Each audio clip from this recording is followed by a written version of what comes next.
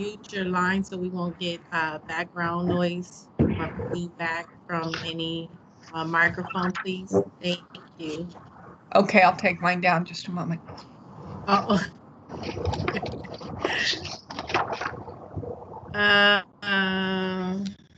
Okay. This is just a quick agenda. I don't know if everyone else hearing the background noise? I'll mute myself just in case it's coming from me. Oh. I'm not sure if that was you, Tanya, or not. So we're going to start it with welcome and introductions. If you can please, well, I'll start with myself, and then I'm going to ask for everyone on the line, and I'll go through the participant list. If you can give us your name, your title, your organization, the organization you represent, the number of years, if you have been an EFSP recipient, or if you're a new applicant, and then the service category your agency is will be applying for. So I'll start with myself. My name is Rashana Walker. I'm the Senior Program Specialist with HHPWS, which is the County of Riverside Department of Housing, Homelessness Prevention, and Workforce Solutions Department. We can go down the list. Elisa? Hi, yes, you said that correctly. Hi, my name is Elisa Lemke, and I am the Grants Director at Inland SoCal United Way, aka United Way of the Inland Valleys. We received EFSP for the first time this year in 2020, and I'm participating in this because we had a small staff change, so I'll be handling the application, and I am still, he just passed it to me yesterday, so I'm still learning the categories and stuff, so please forgive me while I get up to speed. Thank you. No worries. No worries. You're taking over for Cordell, correct? Yes. Mm-hmm. Okay. Just on the application side, the implementation will be on another staff person. Mm-hmm. Okay, no problem. All right, next is Elizabeth. Hi, I'm Elizabeth Christensen, and I'm with Jewish Family Service of San Diego, and my colleague Erica is also on the line. And Jewish Family Service used to operate Roy's of the Desert, and we had EFSP grants previously, and then for a time we didn't because Roy's closed. But now we did the CARES EFSP just recently. And what else? I'm a grants manager at JFS, and I think that's it. Great, welcome. Thank you, Elizabeth. Erica? Hi, I'm Erica Gonzalez, and I am the program manager. I'm with Jewish Family Service of San Diego. Pretty much everything that Elizabeth said. Okay. Thank you, Erica. And Louise? You're on mute, Louise. Okay. Yeah, I got it. I'm Louise Fasana. I'm with Find Food Bank, and I'm the Senior Development Officer there. And we have been receiving EFSP, my God, I think nearly since the beginning. We were founded in 1983, but as long as we've been around, I believe. And we do so, we're providing emergency food, which is, I suppose, obvious by being a food bank. And we apply specifically for mileage reimbursement for all of our trucks and traveling. We cover a 5,000 square mile area. So just the mileage and getting to and fro it to bring the food to remote areas is costly. So. Yes. Great. Thank you, Louise. Matt? Hi, this is Matt Phillips. I'm with Martha's Village and Kitchen. I do all the grants and contracts out there. We have been doing it for quite a while. Sounds like very similar to Find, kind of since the beginning. And we apply in both categories. Okay. Thank you, Matt. Linda, you're on mute, Linda. Hi, good afternoon. This is Linda Salas. I am the Admin Services Officer with the Department of Public Social Services. We have been a recipient of EFSP for several years. And the categories that we'll be applying for this year, I believe it's rental assistance or motel assistance and food. Thank you, Linda. I don't want to butcher the name, so the last name is Sermons Krishnan. Thais. Thais. Okay, Yes. sorry. No worries. My name is Thais Sermons Krishnan, and I'm an admin analyst for the Behavioral Health Department. I'm a new employee, so from my understanding, we've participated in several phases. And so we are a returning applicant, and the service categories that we are applying for are food services, shelter services, and rent and mortgage assistance. Thank you, Thais. You're welcome. Did I say it right that time? You did, yes, it's Thais. Okay. Tanya. Hi, good afternoon, everyone. My name is Tanya Torno. I am the manager for the Continuum of Care division under the county's Housing and Workforce Solutions Department.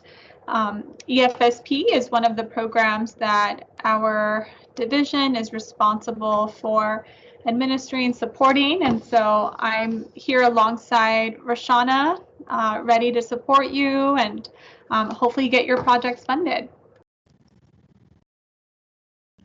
Thank you, Tanya. And a representative from True Word Apostolic Church. Hi, my name is Nikaya Blakely. I am the assistant administrator at True Word Apostolic Church. We're located in Corona. We're looking to be of more assistance in our community. I believe the rental assistance and food services. This would be our first time applying. Great. Thank you. Thank you. So thank you, everyone, for your introductions. And we're going to start by just providing an overview for EFSP. What is EFSP? It's the Emergency Food and Shelter Program. It's federally funded, and it's administered by the Department of Homeland Security's FEMA department. It was authorized in 1983 under the Stuart B. McKinney Homeless Assistance Act, and since then renamed to the McKintovany Homeless Assistance Act. EFSP was created to supplement and expand the work that has already been done with the local social service agencies for both nonprofit and governmental in an effort to help people with economic emergencies. So this is the chain of responsibility. So FEMA is the administrative, is the funder. The national board is the board that makes the policy decisions and set the program parameters. There's a local board, which we have a local board here in Riverside County. I don't know if you guys had a chance to take part in the special meeting last week, but that was the local board that met and decided on this application process. And then there's the local recipient organization, which is commonly referred as LRO. And that local recipient organization would be those awarded agencies. So if you're an awarded agency, you will be considered an LRO, a local recipient organization. So these are some organizations that are on our local board for the County of Riverside. So I don't want to go through all of them, but this is just an example of our local board for the County of Riverside. So for EFSP, the funding priorities is food and shelter, as in the name, Emergency Food and Shelter Program. And it's the funding priorities is going to remain the same as our phase 30, our phase cares is the 65% for shelter, 35% for food. However, and you may see it a little bit later in the presentation, depending on the applications received, the local board can decide on these if they want to change these percentages. So a review of the phase 38 request for applications. So Riverside County was awarded $1,178,478 to supplement emergency food and shelter programs throughout the county. So the spending period for phase 38, it's a little confusing and a little, past recipients had questioned this, but this spending period will be a spending period of January 1st, 2020 to May 31st, 2021. And that spending period is running concurrently with the current phase 37 and phase cares funding that's going on, that's currently running right now. So this is the timeline for the application process. So the technical assistance training, which is today, right now. So the deadlines for questions and answer, that period ends Wednesday, December 30th.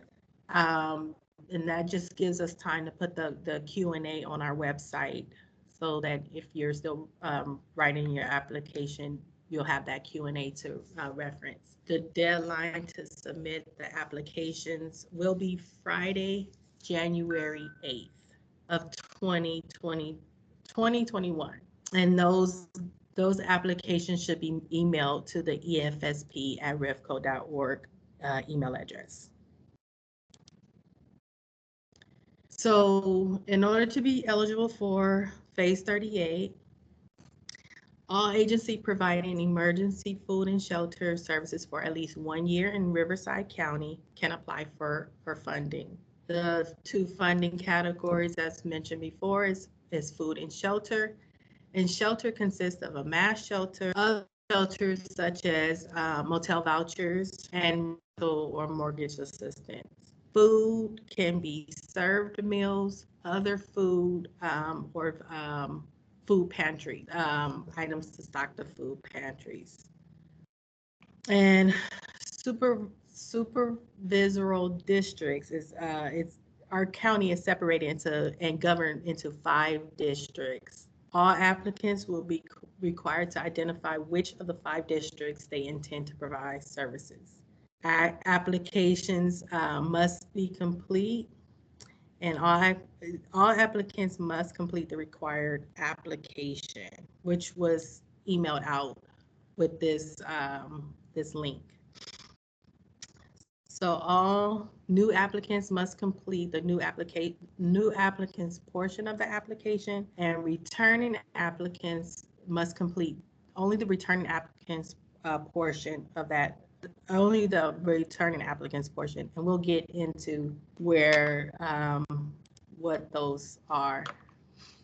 And this is just the criteria for local recipient organizations, and I'm not going to run through all of them, but I'll point out some key criteria, which is all organizations must have a federal EIN number and a DUNS number. So that's very important. They also must have a checking account and for an electronic funds transfer. Another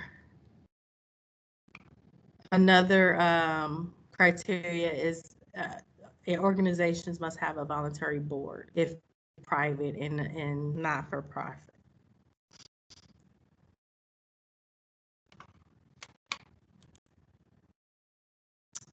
So these are some of the eligible activities: mass shelter, hotel, motel vouchers, rental and mortgage assistance, mass feeding, food vouchers, food bank, and admin costs.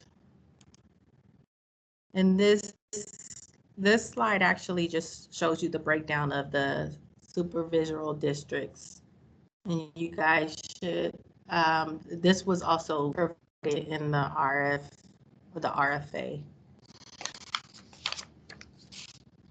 So if you are a new applicant to EFSP, the minimum request per supervisory district is 5,000, and the max you can request is 20,000, and that's per district. If you are a return applicant, the minimum, of course, is 5,000, but the maximum for a returning applicant is 50,000. So the local board will allocate EFSP's funds as follows: 65% housing and 35% food. And like I said before, the local board has the discretion to modify the housing and food allocations based on the application request. Funding. Applicants may apply for funding in any supervisory district where they have an office or other physical presence, and in a district where they provide at least 5% of the organization's total services by service category to residents in or from that district, indicated by zip code. For example, if to apply for funds in a food category, the organization must have an office or service site and have provided at least 5% of their total food services to persons in or from that district from the previous fiscal year. And these are the application standards. All proposals must be submitted in accordance with the standards and specifications contained within the RFA and the attachment A, which is the project application to be considered for funding. HHPWS should not pay any costs incurred or associated in the preparation of this or any proposal for participation in the procurement process. I'm sorry. Applications and attachments are divided into 4 parts. Each part must be completed by new applicants, and like as I said previous, each Phase 37 or Phase Cares award recipient must submit the required parts of the application to be eligible for award consideration. No handwritten copies are accepted. Submit 1 application that includes 4 parts and 4 PDF parts, and email to the EFSP@rivco.org email address. Narratives are limited. They will be limited to a maximum of 10 pages, and that's including the questions. Narratives exceeding 10 pages will not be reviewed or scored. Narratives are not required to be resubmitted for any agencies that are currently receiving the Phase 37 and Phase Cares award. New agencies must submit all required documents, and agencies that were approved for Phase 37 and Phase Cares, they will not be reviewed to meet the threshold requirements, but only be required to submit the applicant cover page and Part B, which is the EFSP funding request. Agencies may withdraw their proposals at any time prior to the due date and time by submitting notification of withdrawal signed by the organization's authorized agents. Proposals cannot be changed or modified after the date and time designated for receipt. So this is the scoring process.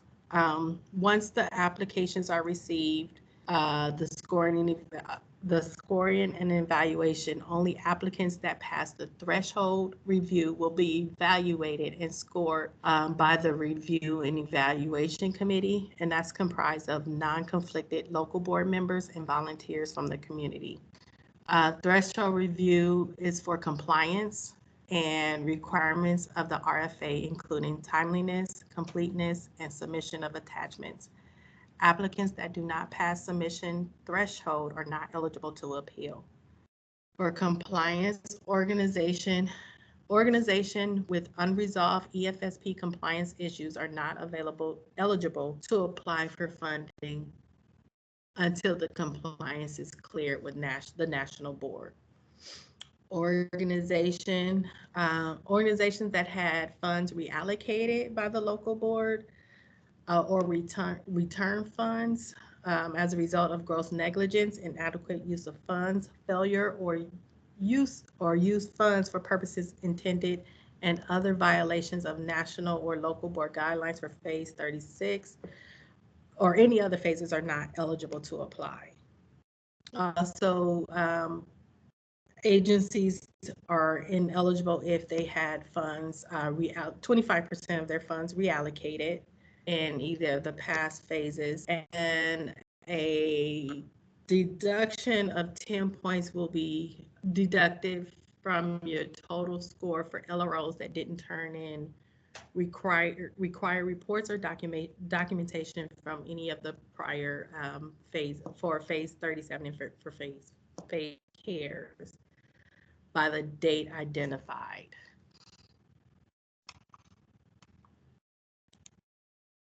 Ranking and funding. All applications that receive a 70 or above will be considered for funding. And ranking is determined by application score and region.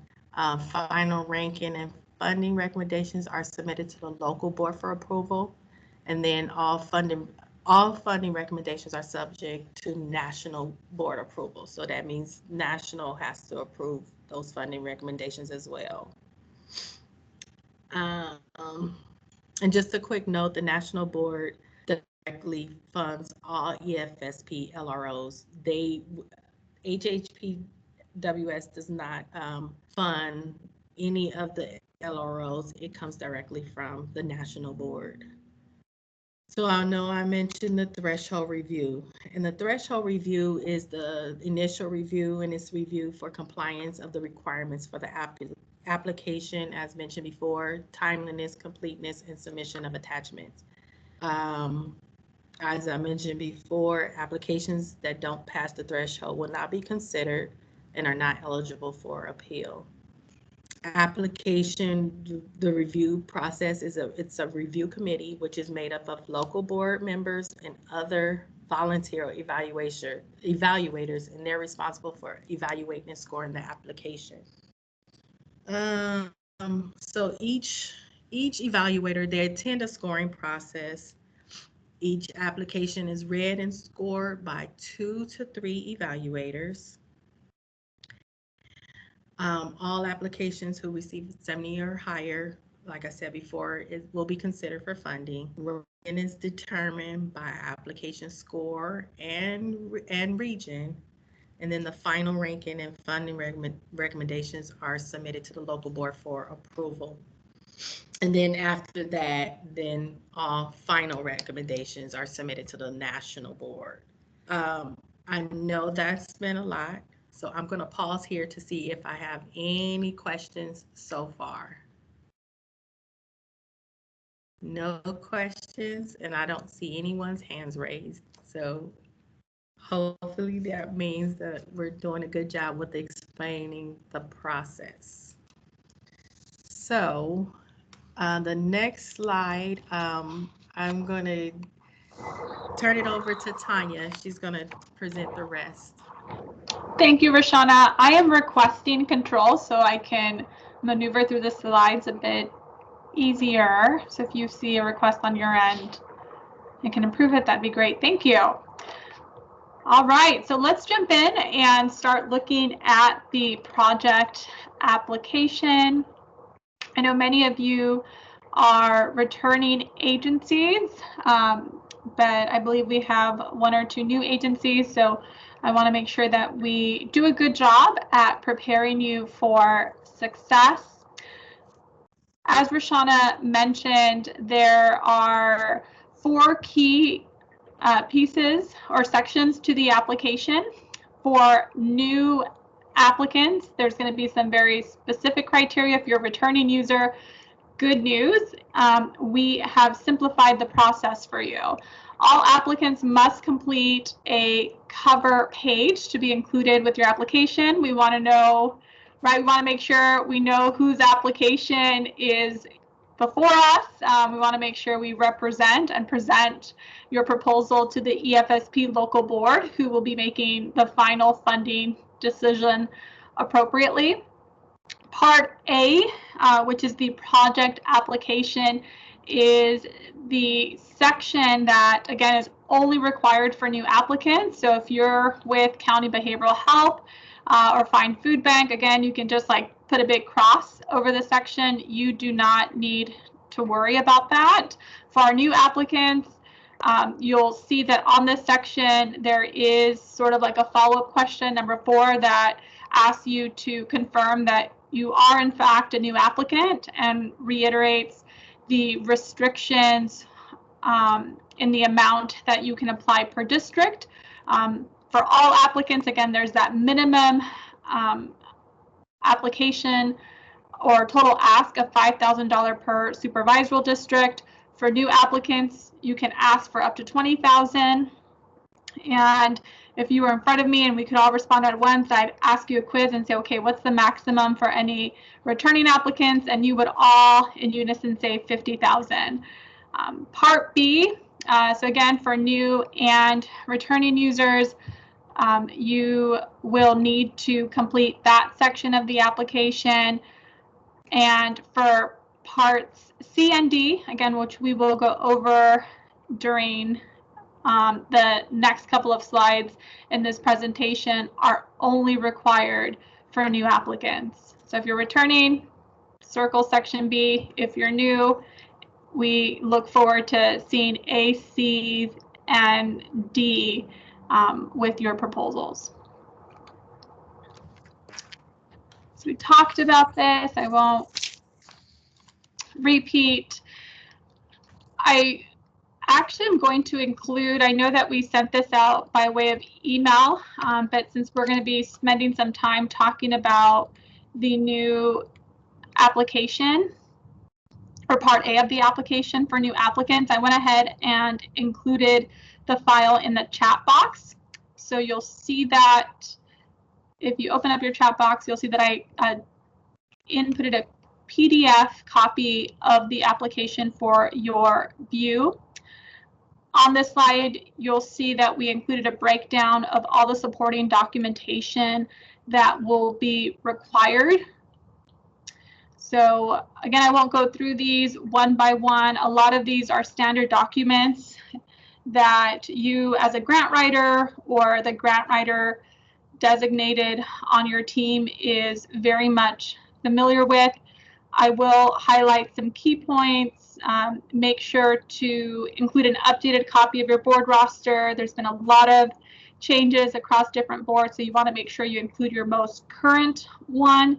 In addition, there is a match requirement of 55% of your total budget. We'll provide some examples in the upcoming slides, but I would definitely make sure that you highlight that, make note of that, and you will need to provide proof to show that EFSP funds are being used to support an existing program and will not be the sole source of funding for the program or activity that you are applying for. I think other document here that I wanted to draw attention to is the excluded parties list, or EPLS verification. On the next slide, I will walk you through the SAMS verification form. This is the federal page where entities are able to enter their federal ID number, their DUNS number, and receive a clearance that states that they are not barred from receiving any federal dollars.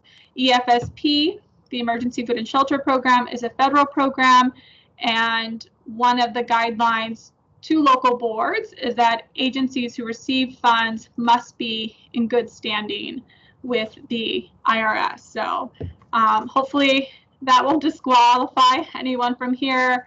I'm sure it won't, but for your reference, again, we did include some screenshots. Hopefully you're not seeing this for the first time. Again, it's sort of a standard requirement, but when you go to the SAM's website, this is what it will look like. We'll make sure to share this PowerPoint with or post it on our website so that you have access to this. You would select search records, type in your DUNS number, and then be redirected to a page that confirms whether you are delinquent in federal debt or if there is an active exclusion in your file. Valley Restart is the example here. You'll see we blocked out their DUNS number and they are in good standing. So hopefully we'll have some more, and maybe we can use your agency verification forms for our Phase 39 presentation. So Part B is, again, the section that is required from all applicants. And if you are returning, this is really the only section that you will need to focus on aside from your fancy cover page. This section here breaks down the activities that you are going to be asking for. Some of you already know, right? You're on track. I heard Linda Salas say, we're going to apply for rent. We're going to apply for hotel voucher assistance. So, right, you're ready to input your numbers.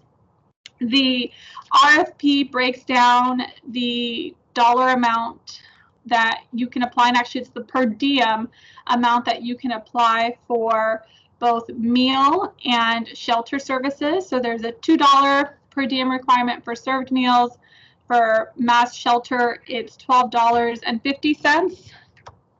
And again, that is noted on the application. I double checked before the start of this application, but we also included it in the PowerPoint. The numbers here are a sample. So as you're filling this out, feel free to refer back to this slide and follow this exact format. You'll see that in this example, they are breaking down how many meals they want to serve, and also how many clients will be served and what the time frame will look like. If you're running a 12-month program, then you would include that. If it's a 90-day program, right, a lot of our emergency shelters, a lot of our food distribution programs might run for shorter periods, depending on the seasons that they're making their programs available. You'll see the other example for shelter services, again, including that per diem breakdown, and then you have the rental and mortgage assistance. I did want to draw your attention here for EFSP Phase 38 and EFSP Phase 38 only, as far as we know, we have, or the local board removed the cap of $1,200 per mortgage or rental assistance. So previously, if a family came in and they were behind $2,000 on their $3,000 monthly rent, can you believe we have rents that high? We truly do. But with the previous policy, your program could only pay up to $1,200 a month.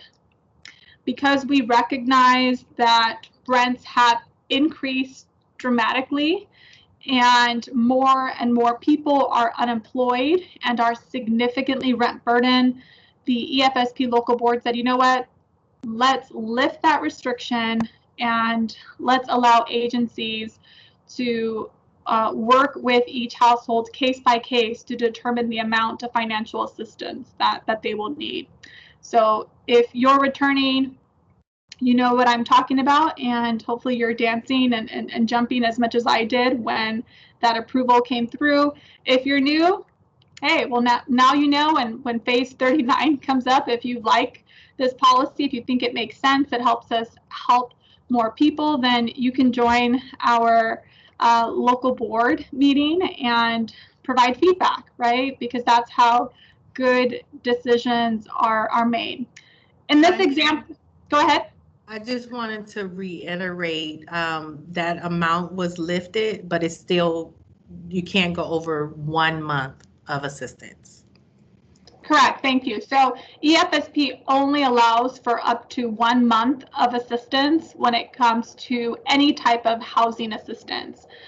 So that is true for both rent and mortgage assistance. Thank you, Roshana.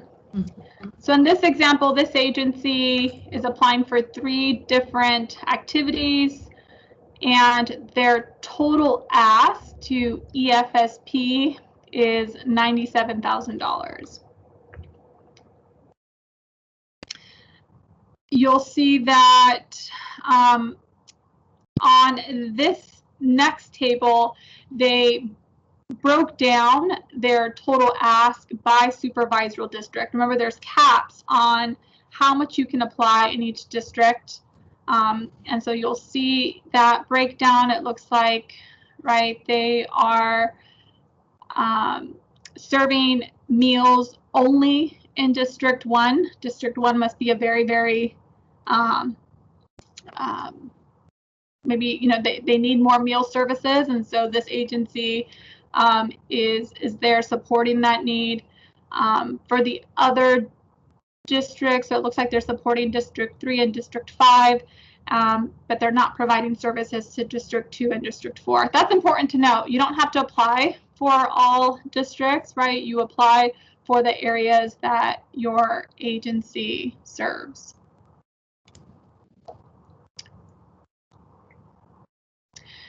And here, my apologies that the PowerPoint is cut off at the end, but I'll make sure I read at the bottom. I'll make sure I read that number out loud. This table here provides an overview of the total program budget for this agency. Remember, EFSP funds are designed to support existing programs and not be the sole source of funding for any new programs. Under the current program funds, so non-EFSP funds, the total amount that is used to support this project is $360,000. This agency is requesting $97,000 of EFSP funds to support their program. When you add the $360,000 plus $97,000, you'll see that the actual total program budget is $457,000. Roshana, here is where the math now is going to make sense to us.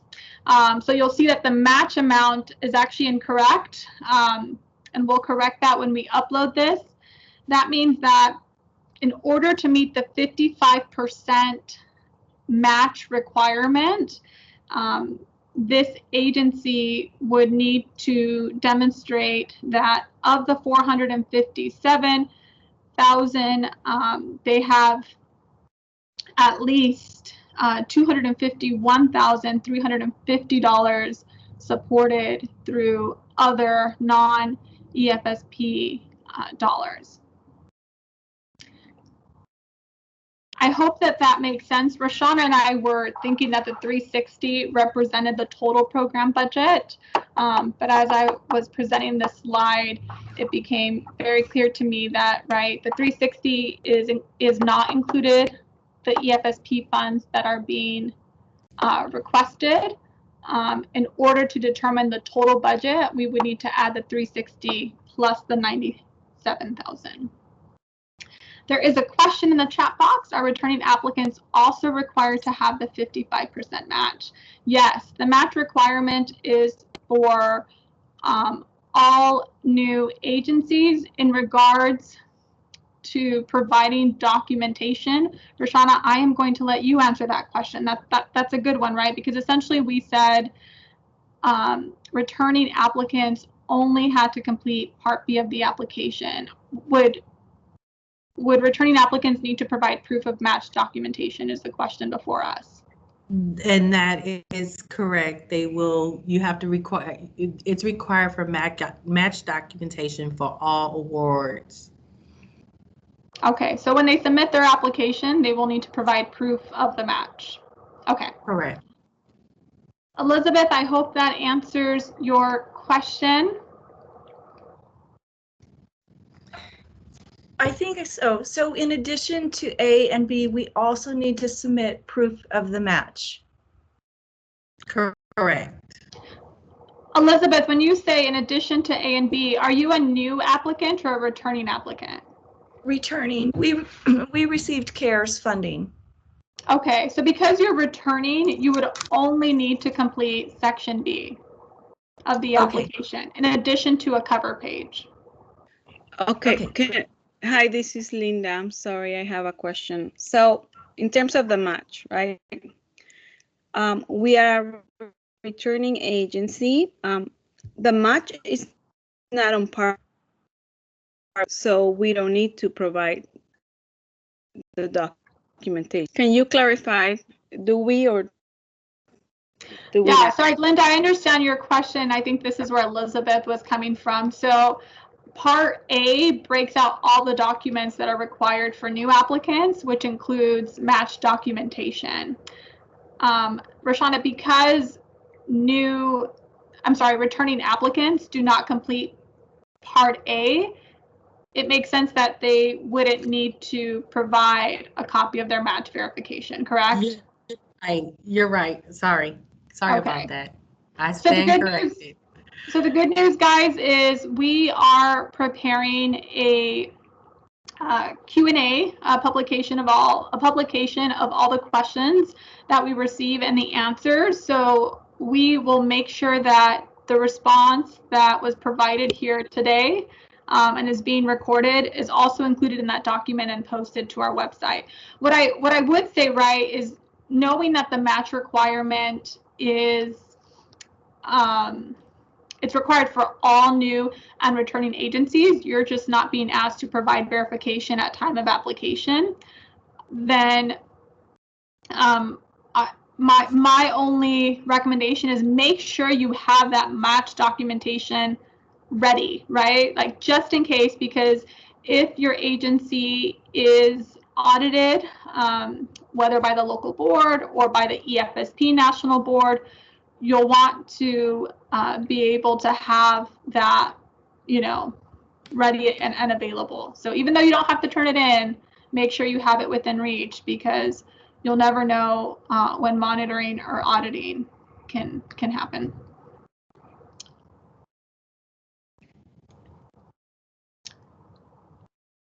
All right, so we did another match example because we wanted to make sure you guys felt confident. We know 55% is a high match requirement. A lot of the other federal programs we work with only require a 25% match, or you have programs like ESG that are $1 per dollar match, which make it easy, right? You ask for 50,000, you got to provide a match of 50,000. In this case, an agency with a program budget of 180,000, which includes their EFSP request, would need to provide a match of $99,000.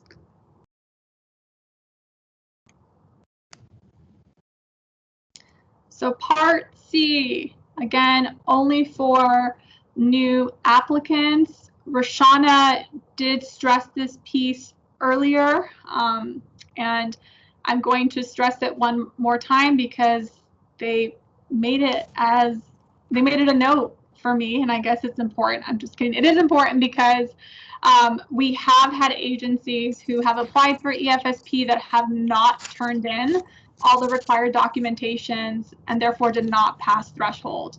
We know that you guys are out in the community providing good services, even more so during a pandemic where we are trying to make sure that vulnerable households have access to food and shelter so they can shelter in place.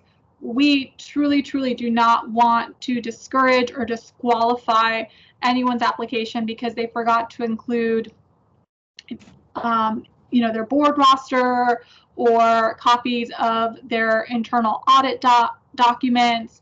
So again, please let this serve as a reminder. You have until January 8th. You may want to begin to organize those documents first before you tap into your narrative section. Just because it's right, sometimes it takes a little bit more time to compile those documents because you have to pull them from different units, different people in your teams. So applicants that do not meet threshold because they did not submit all applications will not be scored. Part D, the application narrative, the part that I said, hey, save this for the end, but you might want to do it first. It's all up to your style. We just want to stress that every question must receive a response. Roshana and I had a fun conversation about this over lunch. It's truly important that, right, I would spend less time on what we would call, like, don't worry so much about the fluff. Just worry so much about answering the questions, right? How many clients are you going to serve? We propose to serve this many clients. What areas will you be serving? Why your service is needed? Direct answers are best. You don't want your evaluators to have to like dig for the answer. So again, keep your answers very specific to each question. Each application is read and scored by 2 to 3 evaluators. I'm very proud of our team because we have made it our every effort to recruit a very diverse evaluation group, right? Of course, that are non-conflicted. So if you're an agency applying for EFSP funds, you can't sit on the evaluators panel, but we have over 200 members in our continuum of care from different nonprofit, public, private, faith-based social service agencies who are called on to participate with the evaluation process. All applications must receive a score of 70 or higher to be considered for funding. How do you get to that 70? Make sure all the required documentation is included. And again, going back to the questions, make sure that you're answering each question and each answer. Jumped ahead. So here is the timeline for phase 38. I know it says CARES RFA timeline. That is a typo. We'll make sure we correct that before this gets posted. Today, you're participating in part 1 in the technical training, so you can cross that off your to-do list. We are going to continue accepting any questions. So feel free to send us an email at efsp@rifco.org as you're working on the application. All questions must be submitted by December 30th. That gives us time to put together that Q&A document I was talking about earlier, so that it can be posted online and you guys or all of our interested vendors have an opportunity to review that document and see our responses. All applications are due Friday, January 8th at 5 p.m. I will say this just for fun. I was a grant writer in my past life. I think Linda Salas knows this, but I know, like many of you, there are times when I've had to rush to get my applications in at 4:58 p.m. Good news, we're not going to make you travel, right? You can submit these electronically to us. So please take advantage of that. We have a question from Luis. Do we need to submit a hard copy as well? Roshana, correct me if I'm wrong, but the answer is no. we are only accepting electronic copies. Trying to reduce the risk of COVID-19, stay where you're at, submit your applications, hit send. As long as we get it by 5 p.m. on January 8th, you are good. It looks like Linda also has her hand raised. Sure. Linda, do you have a question? Yes, thank you. Just a quick question. The Part D application narrative. It says right here that it's for new applicants only. What about those returning agencies that are revising or changing their scope of work or what they're wanting to do with their program? Do they have to submit a new application narrative or no? So it is not required, but right, I think that if your agency is interested in providing a new project application, right, we'll take it. Why this is beneficial is the EFSP local board and our continuum of care division makes every single effort to help promote each of your programs.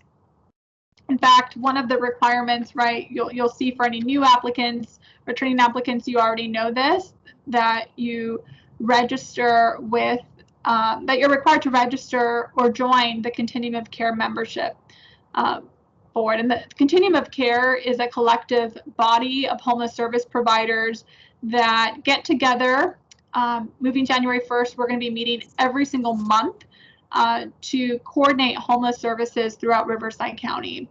So we, again, use that meeting time to help promote all of our different projects. So if you're doing something new, innovative, we would love to share with our partners what you are doing. So based on the RFA and our conversation with the local board last week, we are going to stay true to what we had agreed on, that only new applicants will need to turn in Part A. But good question, Linda. Great question. Elizabeth also had a question. The very last page of the application is the COC membership letter. Can you please confirm that it is not needed for returning applicants? And this is the last page of the application. Is this for, I want to make sure, so it's not on attachment A, it's on the request for application. It's a sample. It is part of as a sample COC letter. Is it under the Part A though, Rashana? It's a, I can't do anything with my computer, so I can't. It follows page 10, I think. It follows the. It is on your part. It is Part A. Part A. Yeah. Actually, no, it's under Part C. No, it says it's the mandatory attachments for new applicants. Okay. So it's not required for you to complete if you're returning. However, it is something, right, that we would confirm. So if you are returning, you would want to confirm that you have active membership with the COC. The easiest way to do that is to email coc@rivco.org. I'll type that in the chat box, coc@rivco.org. You can send an email there to confirm that your agency does have a representative that attends the Continuum of Care membership meetings. Okay, thank you. But for new agencies, there is an official template that's included in your application. It's page 18 of 18 of attachment A. And This is the standard template that is completed by agencies who are interested in joining the continuum of care.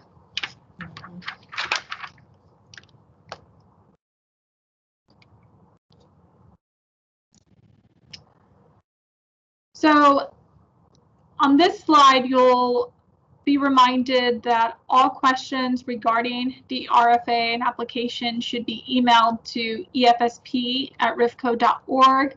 Roshana is the project coordinator for EFSP and checks that email address regularly. Keep in mind there is a deadline to submit all your questions by December 30th.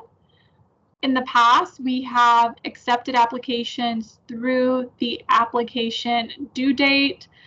Again, this changed because we wanted to make sure to post all of your questions and our responses on our website to give an opportunity for everyone to view these. So again, you have time to adjust your application if needed. And then as a reminder, all questions, in addition to all EFSP supporting documentation, the RFA, the attachment A project application, this PowerPoint, and any other announcements that we make will be posted on our website. And there is a link that, again, is included in the PowerPoint that will take you directly there. The Continuum of Care division is looking at creating a new website to host its program that is very, very much in development. So in the meantime, we are utilizing the Housing Authority, the County of Riverside Housing Authority website. Once you go to that website, you'll see that there on the header, there's a Continuum of Care link that you can select on, and then on the right-hand side of the page, you can select Emergency Food and Shelter Program, and it'll draw you to all of our supporting documentation. But of course, it's easier. You can always just directly select this link.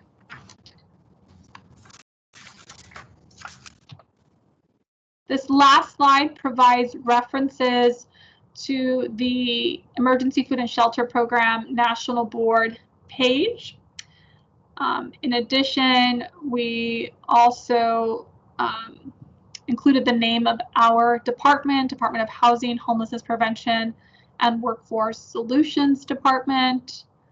And once again, included the contact email address for any EFSP inquiries and support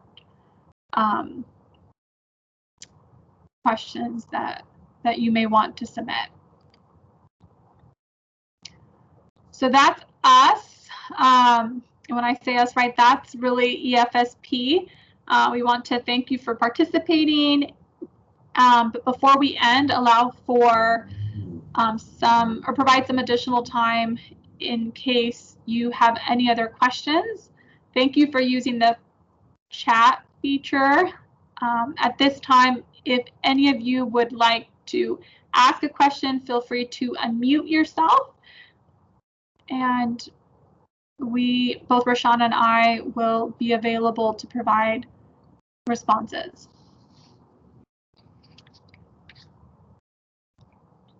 Hi, Elisa here with United Way. And so since I am taking over, making sure that we have all this in and administered, but I'm new to it, I was wondering, this is something that Cordell wasn't able to get to me in time before he transitioned out. So do you have perhaps like a copy of our past applications so that I can replicate it and make sure we're applying consistently?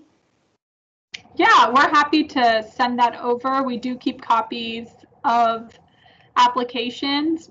I know that at least the most recent application that your agency would have submitted, either CARES or Phase 38, were all done electronically, so we can definitely email that to you.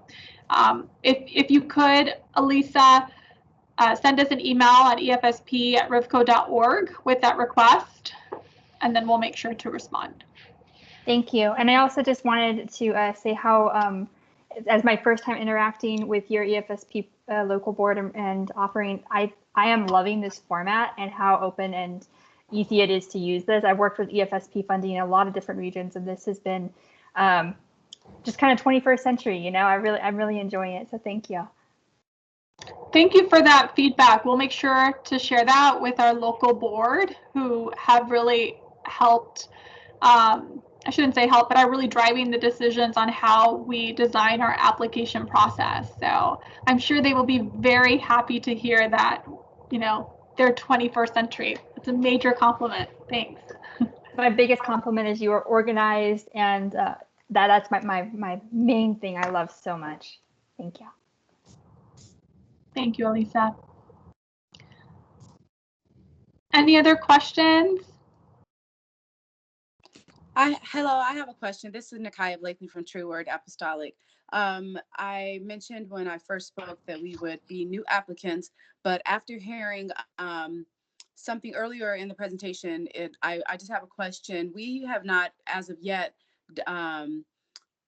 established rental assistance in our city of Corona where we're located. So as far as what I understand, if we first need to establish on our own a year prior that we are having these services available, whether it be rental assistance or food assistance through our own means or some other means in the community for a year prior to applying for an EFSP grant, is that correct? Rashawn, do you want to answer?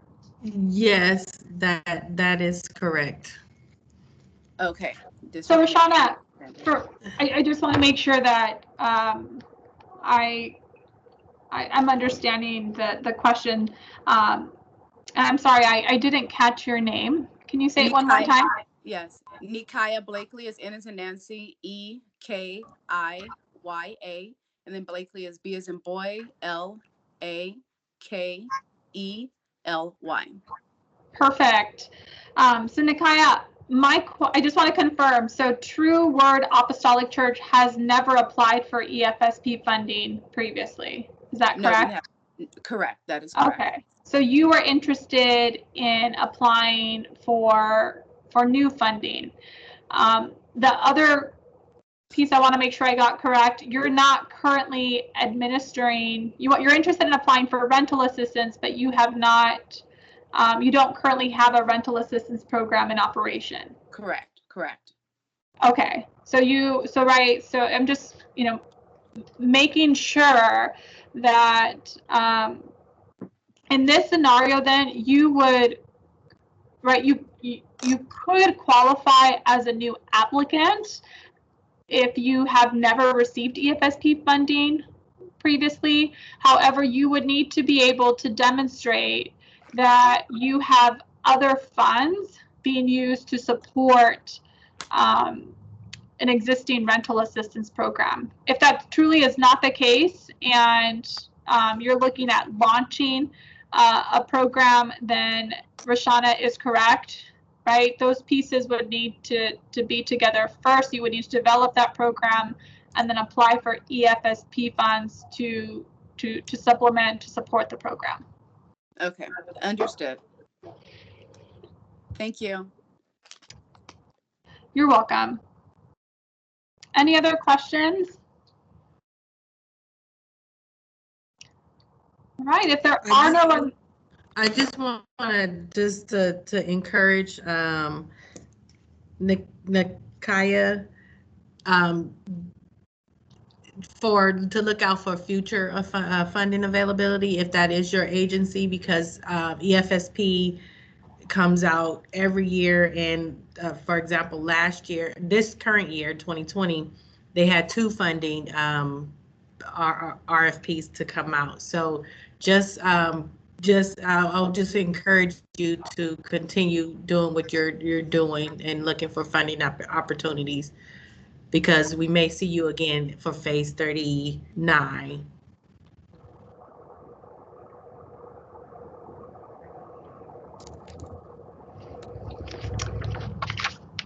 The other thing that came to mind, if you could, we usually ask for this at the beginning of each meeting, but if you could please type in your name and agency that you are representing. We'd like to use the chat box as our sign-in sheet. So we want to make sure you get credit for attending today. That is important. So please make sure to type in your name and agency that you are representing. We will be printing that information and saving that for our records.